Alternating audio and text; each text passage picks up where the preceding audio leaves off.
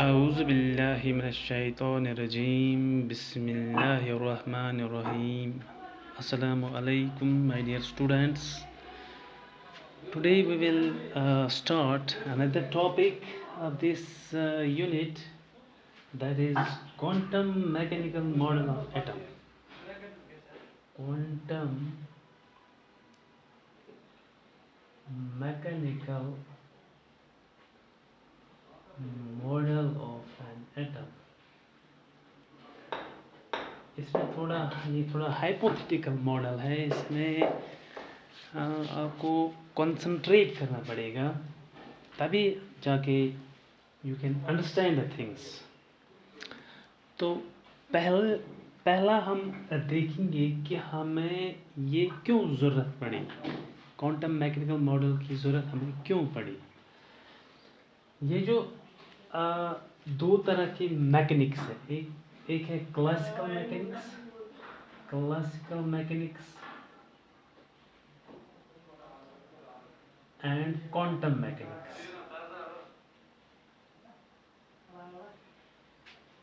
Classical mechanics जो है, ये इसका आइडिया हमें न्यूटन ने दिया था, and it is applicable for macroscopic particles. इसमें मैक्रोस्कोपिक पार्टिकल्स को हम लेते हैं, यानी फुटबॉल है, एप्पल है, या कोई और चीज़ जो मैक्रोस्कोपिक बड़े बड़े पार्टिकल्स हैं, उनके लिए हमने क्लासिकल मैकेनिक्स जो है वो अप्लाई किया. ये क्लासिकल मैकेनिक्स माइक्रोस्कोपिक पार्टिकल पर अप्लाई नहीं होता है. क्यों? माइक्रोस्कोपिक पार्टिकल पर ये अप्लाई हम नहीं कर सकते हैं, क्योंकि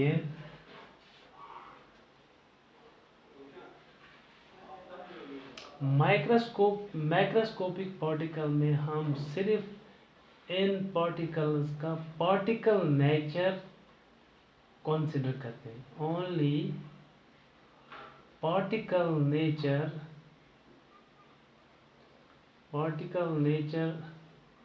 of macroscopic particles is taken into consideration while dealing with classical mechanics. यानी जहाँ तक क्लासिकल मैकेनिक्स का सवाल है, we are only dealing with the particle nature of the particle, matter या कुछ भी, सिर्फ हम वहाँ पार्टिकल नेचर की बात करते हैं. लेकिन जो ये माइक्रोस्कोपिक पार्टिकल्स है, we can not apply this on मतलब these microscopic particles, because microscopic particles are dual. they are dual in nature, and they behave both as wave as well as particle.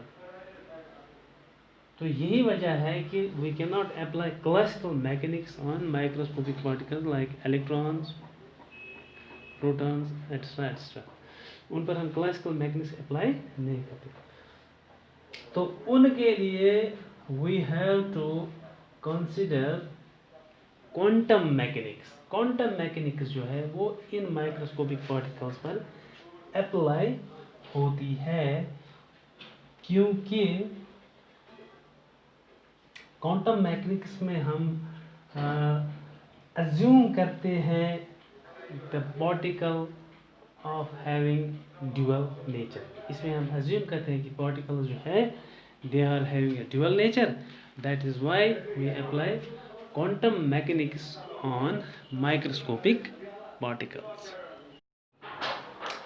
So in the light of uncertainty principle, जो ये Bohr's model of an atom है, उसने planner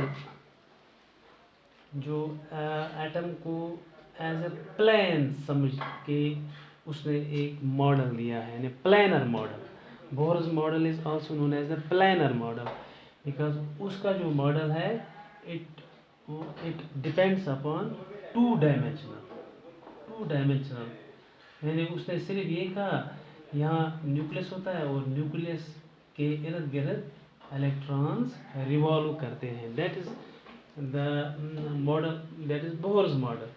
तो अगर हम Bohr's model को consider करेंगे तो उसमें हमें probability of finding an electron जो है वो क्या होती है,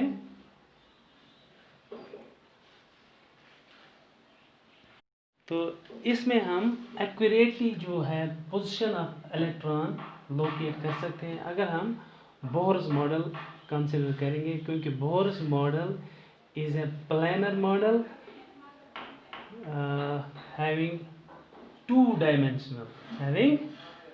it is a two dimensional model। यहाँ पर हम एक्यूरेटली जो है पोजीशन ऑफ इलेक्ट्रॉन लोकेट कर सकते हैं, but it is against the uncertainty principle. Uncertainty principal के अगेंस्ट है ये।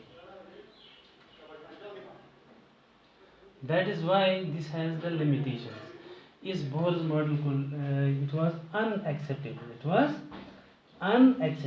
It became unacceptable.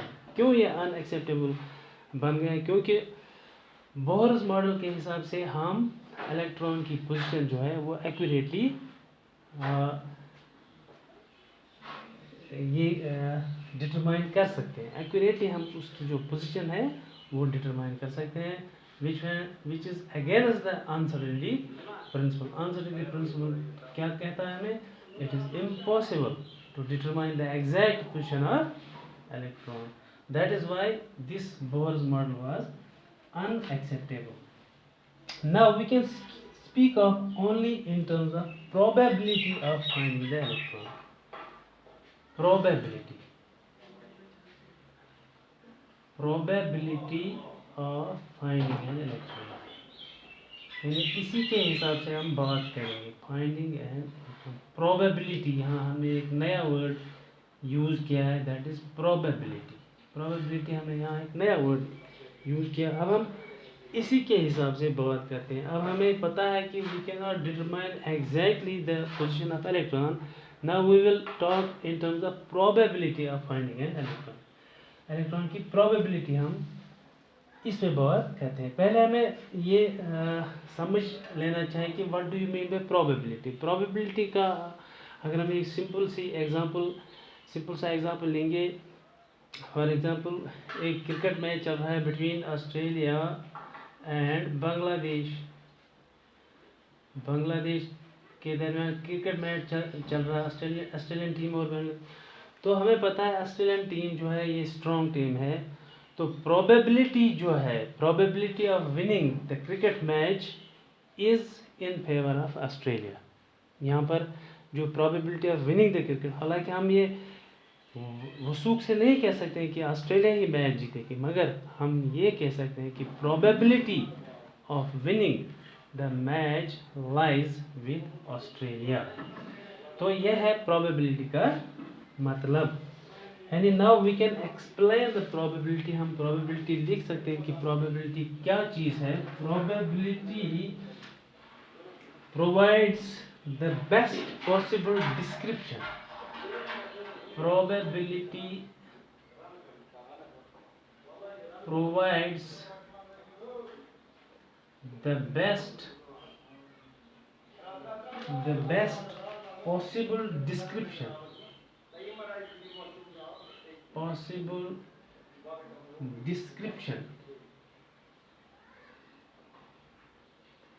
of a situation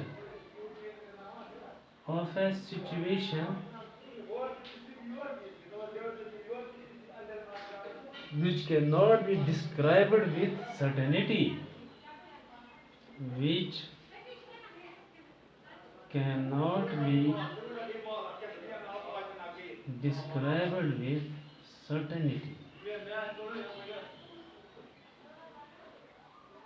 यानी ये वो सिचुएशन का अमली सूरत, वो सिचुएशन की एक अमली सूरत है जिससे we can not describe it with certainty, जिसका हम सर्टेनिटी से नहीं कह सकते, उस डिस्क्रिप्शन का हम सर्टेनिटी से नहीं कह सकते। यानी यहाँ हम सर्टन नहीं है कि ऑस्ट्रेलिया की टीम ही जीतेगी, मगर probability of winning match goes in favour of Australia. तो प्रोबेबिलिटी का मतलब है कि वो काम जो हम सर्टेनिटी से नहीं कह सकते, सर्टेनिटी से अलबत्ता बेस्ट पॉसिबल जो प्रोबेबिलिटी है वो that lies with that team which is having potential to win.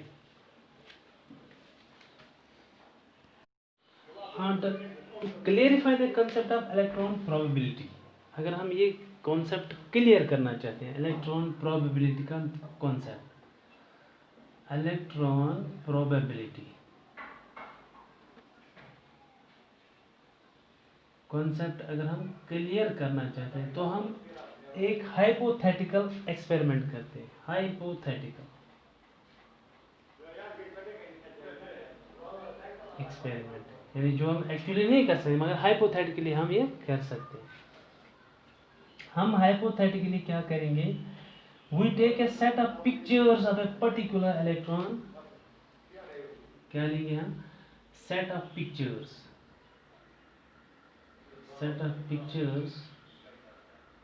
of a particular electron, say of hydrogen atom,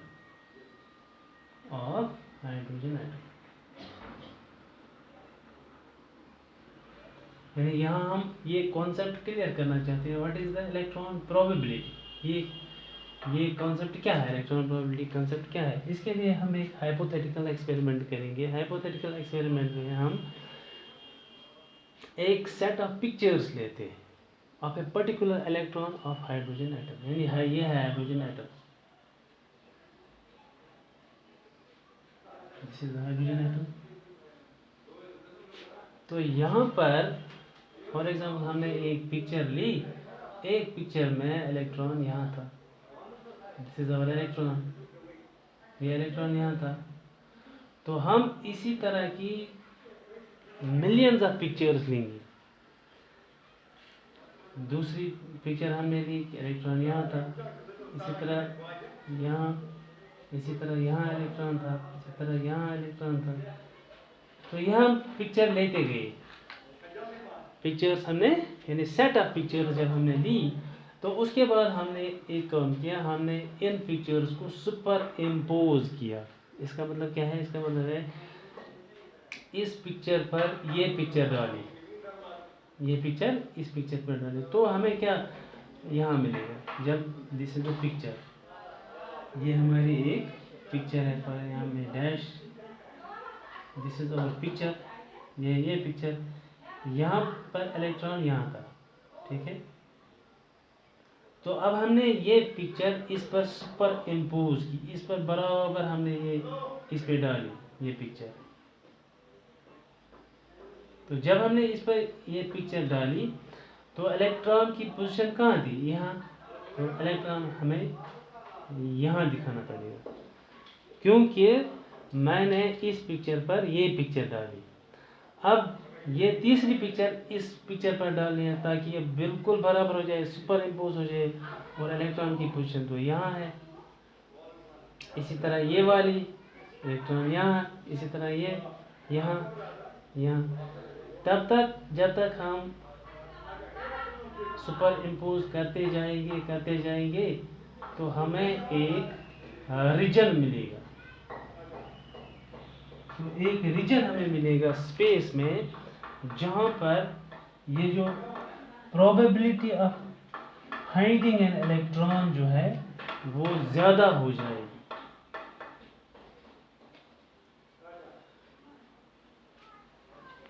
जिस तरह हम ये सुपर इम्पोज करते चले गए तो हमें एक पिक्चर सामने आ गई।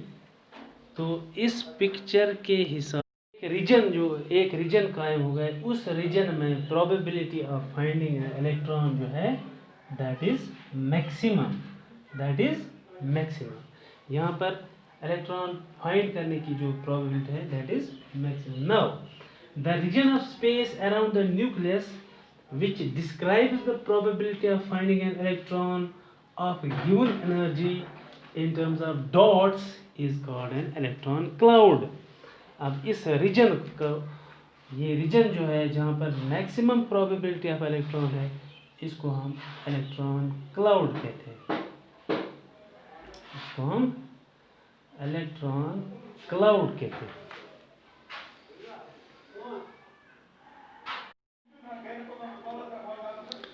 The region of space around the nucleus, which describes the probability of finding an electron of given energy in terms of dots, is known as electron cloud. अब इस रीजन को जहाँ पर probability of finding an electron maximum है, of given energy maximum है, this region is known as electron cloud. इसको हम electron cloud कहते हैं। Now the region of space around the nucleus, which describes the probability of finding an electron of given energy in terms of dots, is called electron cloud. तो the three dimensional space, अब यहाँ ध्यान दीजिएगा, the three dimensional space around the nucleus within which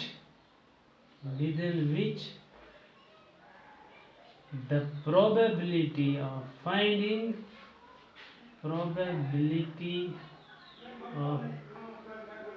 electron of given energy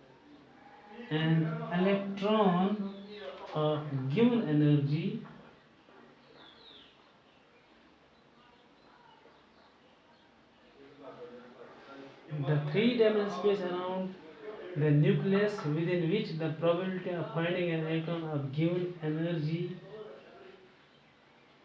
is maximum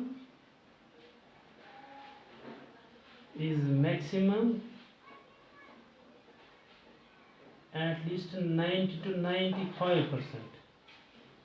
90 to 95% is known as atomic orbital. उसका नाम रखा गया atomic orbital. And what is now the atomic orbital? The atomic orbital is the three-dimensional space around the nucleus within which the probability of finding an electron of a given energy is maximum, at least 90 to 95%, is known as atomic orbital. Atomic orbital क्या है? Electron cloud से ये थोड़ा different है, because electron cloud तो this is the two dimensional. जब हम three dimensional space की बात करें, थ्री डायमेंशनल स्पेस में जहाँ हमें probability of finding an electron जो है वो मैक्सिमम है, उसको हम एटॉमिक ऑर्बिटल कहते हैं। Now an atom contains a large number of orbitals. Atom में an atom contains large number of atomic orbitals. बहुत सारे atomic orbitals होते हैं एक atom में। तो these are distinguished from each other on the basis of their size, shape and orientation in space. ये जो large number of orbitals है, they can be distinguished from each other in terms of size, in terms of shape and in terms of orientation in the space. Orientation in space. इन तीन चीज़ों से या इन तीन characteristic से ये एक दूसरे से हम इनको डिस्टिंग्विश कर सकते हैं। तो these characteristics of an orbital are expressed in terms of three numbers called principal, azimuthal and magnetic quantum numbers. तो इन चीज़ों को हम जिनसे हम ये ऑर्बिटल्स डिस्टिंग्विश कर सकते हैं आपस में, इनको हम principal,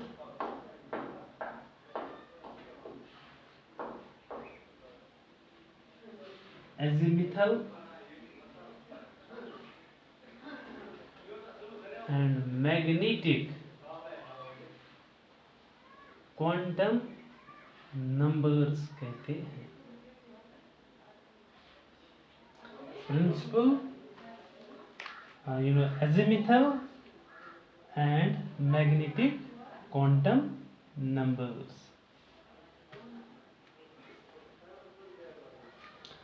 Further, to represent the spin in the rotation of the electron about its own axis. एक बात हम यहाँ और ऐड करते हैं, जो ये इलेक्ट्रॉन फॉर एग्जांपल न्यूक्लियस के इर्द गिर्द रिवॉल्व करता है, इस रिवॉल्व करने के साथ साथ ये अपनी एक्सिस पर भी रोटेट करता है। ऐसे ऐसे ऐसे ऐसे ऐसे पहले तो ये अपनी एक्सिस पर रोटेट करता है, उसके बाद इसी से ये इसके इर्द गिर्द भी रिवॉल्व करता है, न्यूक्लियस के इर्द गिर्द। तो इस rotation, further to represent the spin यानी rotation of the electron about its axis, a fourth quantum number, उसका नाम है spin quantum number is introduced. इसको भी हम इंट्रोड्यूस करते हैं। यानी ये क्या, यहाँ मैंने क्या रिपीट इट। तो अभी हमने पहले बोला what is atomic orbital. Atomic orbital is the region in space where there is the probability of finding an electron is the maximum is known as atomic orbital. So an atom contains large number of atomic orbitals. These atomic orbitals are distinguished from each other on the basis of size, shape and orientation. So these characteristics of an orbital are expressed in terms of three numbers known as principal, azimuthal and magnetic quantum number. The fourth quantum number has also been introduced to express the rotation or spin of electron about this own axis. तो अब चार quantum numbers, पहले हम बताएंगे what do you mean by quantum number. Quantum number किसको कहते हैं? What do you mean by quantum number? Now what is quantum number? Quantum number may be defined as a set of four numbers with the help of which we can get the complete information about all the electrons in an atom. That's in terms of location, energy of type of orbital, shape and orientation of that orbital. यानी ये जो quantum number है ये वो चार set का numbers है जिससे हमें मदद मिलेगी या मदद मिलती है ताकि हम कंप्लीट इंफॉर्मेशन हासिल कर सकते हैं इलेक्ट्रॉन के मुतलिक। तो वो complete information in terms of location यानी इलेक्ट्रॉन कहाँ पे है, energy of type of orbital, उस ऑर्बिटल की एनर्जी क्या है जिसमें इलेक्ट्रॉन है, शेप और ओरिएंटेशन, शेप उस ऑर्बिटल की शेप कैसी है और उस ऑर्बिटल का ओरिएंटेशन कैसा है। That is what is our quantum numbers. These numbers are like the postal address of man.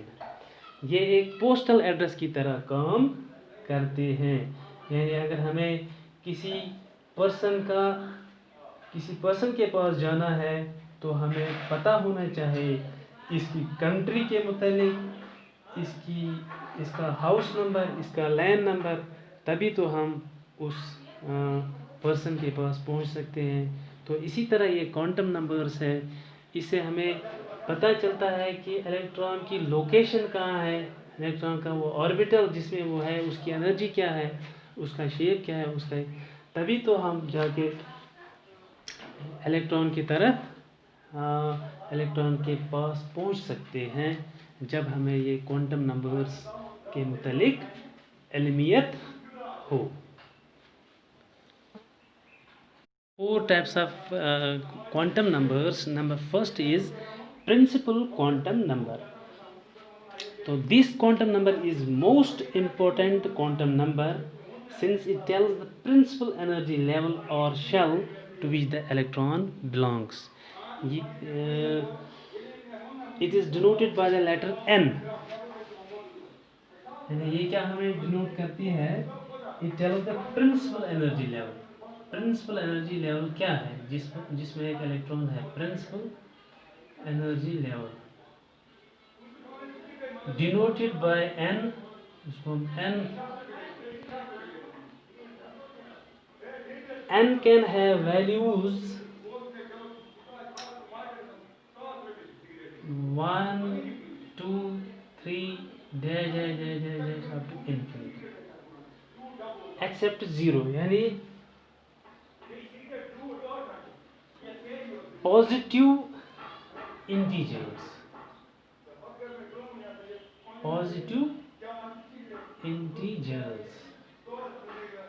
Accept zero, zero के बजाय हर कोई वैल्यू ये ले सकता है principal quantum number.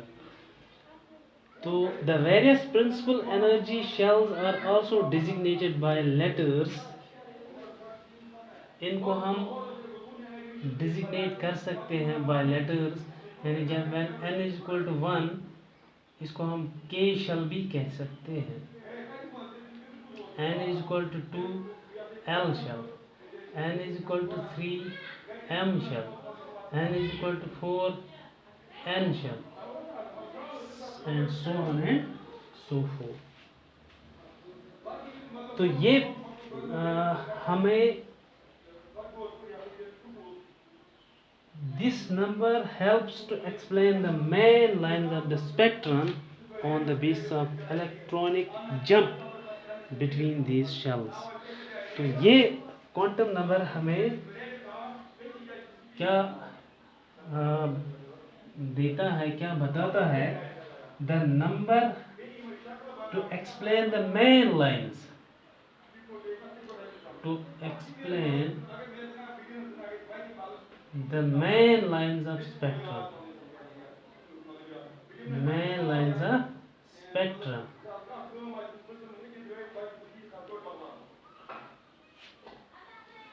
on the basis of the electronic jump between these shells, on the basis of quantum number explains the main lines of spectrum on the basis of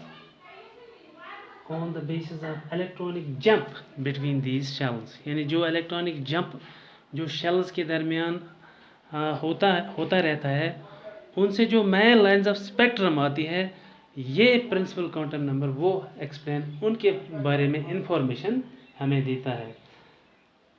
तो इसके अलावा ये और इंफॉर्मेशन भी देता है कि it gives the average distance of the electron from the nucleus, यानी ये हमें क्या क्या इंफॉर्मेशन देता है, it largely determines the average distance of electron from the nucleus, average distance of electron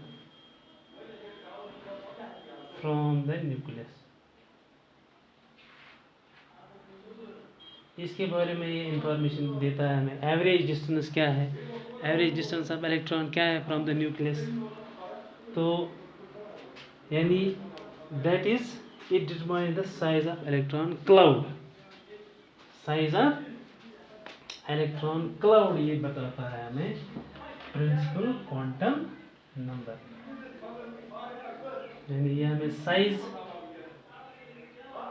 size of electron cloud या size of orbital जिसे हम कहते हैं, size of orbital, size of electron cloud. Number second, it gives us the energy, ये energy के बारे में भी हमें इंफॉर्मेशन देता है, energy of the orbital,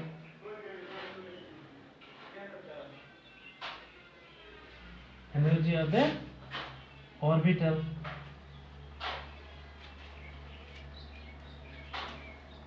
sorry, energy of the electron, energy of the electron in an orbital, energy of the electron, यहाँ ऊपर लिखेंगे, एक तो ये size of orbital, number second energy of the electron in an orbital. Energy of electron in an orbital. अगर हम energy का trend देखेंगे तो it follows the trend that energy of K shell is less than that of L, which in turn is less than that of KL, M and N. This is the energy trend followed by the shells, by the different shells.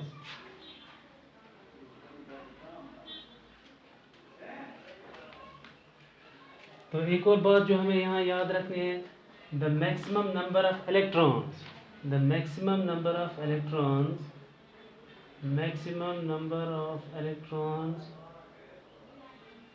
present in any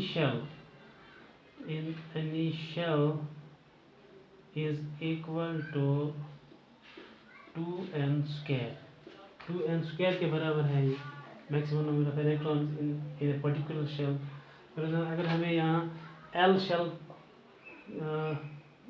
में निकालना है कि L shell में कितने electron आते हैं, तो L जब when n is equal to 2 we call it as L shell. तो इसमें कितने इलेक्ट्रॉन आएंगे, 2n के बजाय 2 square, it is 2 into 2 to the 4, 4 to the 8 electrons. इसमें 8 इलेक्ट्रॉन्स आएंगे किस शेल में, एल शेल में. That means this determines the number of electrons present in any shell.